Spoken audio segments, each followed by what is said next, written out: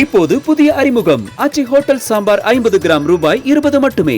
தேசிய ஜனநாயக கூட்டணியின் தொகுதி பங்கீடு பேச்சுவார்த்தை மார்ச் 11ஆம் தேதிக்கு மேல் தொடங்க திட்டம் என்ற தகவல் ஒன்று வந்திருக்கிறது. இதனை முக்கிய செய்தியாக பார்க்கிறோம். தொடர்ந்து கூடுதல் தகவல்களை வழங்க இணைகிறார் எமது செய்தியாளர் தாயுமானவன். ஒவ்வொரு விரிவான தகவல்களை பதிவு பண்ணுங்க. தேசிய ஜனநாயக கூட்டணியுடைய அடுத்த கட்ட தொகுதி பங்கீடு பேச்சுவார்த்தை மார்ச் 11ஆம் தேதிக்கு மேல் தொடங்க திட்டமிட்டிருப்பதாக தகவல் வெளியிடப்பட்டிருக்கிறது. வருகின்ற மார்ச் 11ஆம் தேதி திருச்சியில பிரதமர் மோடி பங்கேற்கக்கூடிய பொதுக்கூட்டத்தை மிக பிரம்மாண்டமாக நடத்துவதற்கு தேசிய ஜனநாயக கூட்டணியுடைய கட்சிகள் திட்டமிட்டிருக்கிறாங்க. அதற்கான பணிகளை ஒருபுறம் எடுத்து வராங்க. ஏற்கனவே மதுரையில் நடைபெற்ற பொதுக்கூட்டத்தை தொடர்ந்து தேசிய ஜனநாயக கூட்டணியுடைய கூட்டணி கட்சி தலைவர்கள் ஆலோசனை கூட்டத்தை நடத்தியிருந்தாங்க. அந்த ஆலோசனை கூட்டத்துல கூட்டணியில அங்கம் வைக்க கட்சிகளுக்கு அந்த தொகுதி பங்கீடு தொடர்பான பேச்சுவார்த்தை முதற்கட்டமாக நடைபெற்றது. இதே போல இரண்டாவது கட்டமான பேச்சுவார்த்தையை அடுத்த கட்டமாக மார்ச் 11ஆம் தேதிக்கு மேல் நடத்துவதற்கு கூட்டணி கட்சி தலைவர்கள் திட்டமிட்டிருப்பதாக தகவல்கள் வெளியிடப்பட்டிருக்கிறது.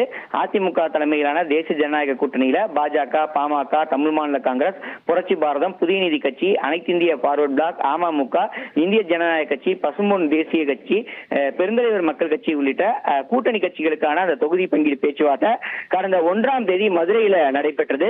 மதுரையை தொடர்ந்து வருகின்ற 11ஆம் தேதிக்கு மேல் மீண்டும் இந்த பேச்சுவார்த்தை நடத்த திட்டமிட்டிருப்பதாக தகவல்கள் வெளியிடப்பட்டிருக்கிறது. பாஜகவுடைய தேர்தல் பொறுப்பாளராக நியமிக்கப்பட்டிருக்கக்கூடிய மத்திய அமைச்சர் பியூஷ் கோயல், அதிமுக பொதுச் எடப்பாடி பழனிசாமி மற்றும் கூட்டணி கட்சி தலைவர்கள் இந்த ஆலோசனை கூட்டத்தில் பங்கேற்க இருப்பதாக தகவல்கள் வெளியிடப்பட்டிருக்கிறது. ஏற்கனவே பாஜக தரப்புல வெற்றி வாய்ப்பு இருக்கக்கூடிய 50 தொகுதிகள் அடங்கிய பட்டியலை அதிமுகவிடம் வழங்கியிருக்கிறாங்க. இதே போல பாமக தரப்பிலும் தங்களுக்கென்று வெற்றி வாய்ப்பு இருக்கக்கூடிய 25 தொகுதிகளை பட்டியலிட்டு வழங்கியிருக்கிறாங்க. இந்த வழங்கப்பட்டிருக்கக்கூடிய தொகுதிகளில் பெரும்பாலான தொகுதிகள் அதிமுக போட்டியிடக்கூடிய வெற்றி வாய்ப்பு இருக்கக்கூடிய தொகுதிகளாக இருப்பதால அதிமுக மற்றும் பாஜக இடையே தொகுதிகளை இறுதி செய்ய முடியாத ஒரு சூழலே தொடர்கிறது. இந்த நிலையில தான் இந்த போன்ற பேச்சுவார்த்தை என்பது அவசியம் பெறுகிறது. அதிமுகவை பொறுத்தமட்டில் குறைந்தது 170 தொகுதிகளில் அதிமுக வேட்பாளர்களை நிறுத்தி போட்டியிடுவதென உறுதியாக இருக்கிறது.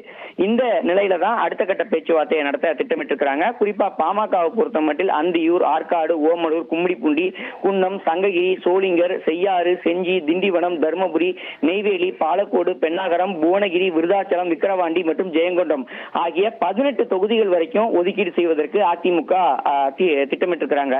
இதுல கடந்த முறை பாமக போட்டியிட்டு வெற்றி பெற்ற சேலம் மேற்கு மற்றும் மயிலம் ஆகிய தொகுதிகளை இந்த முறை அதிமுகவே போட்டியிடுவதற்கு முடிவு செய்திருப்பதாக தகவல் வெளியிடப்பட்டிருக்கிறது. அதிலும் மயிலத்தை பொறுத்த மட்டில் பார்த்தோம் என்றால் முன்னாள் அமைச்சர் சி வி சண்முகம் போட்டியிட இருப்பதாக தகவல்கள் வெளியிடப்பட்டிருக்கிறது.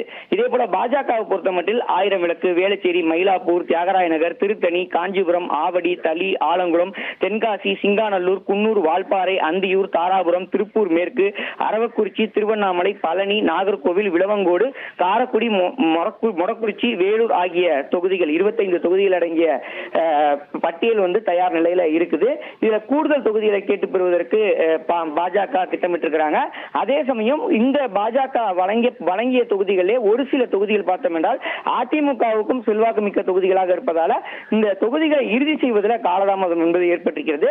அந்த பணிகளை தான் தொகுதி ஒதுக்கீடு பணிகளை தான் வருகின்ற மார்ச் 11ஆம் தேதிக்கு மேல அதிமுக மும்முரமாக ஈடுபட இருப்பதாக தகவல்கள் வெளியிடப்பட்டிருக்கிறது. நன்றி தாயுமானவன், உங்கள் விரிவான தகவல்களுக்கு. இப்போது புதிய அறிமுகம் ஆச்சி ஹோட்டல் சாம்பார் 50 கிராம் ரூபாய் 20 மட்டுமே.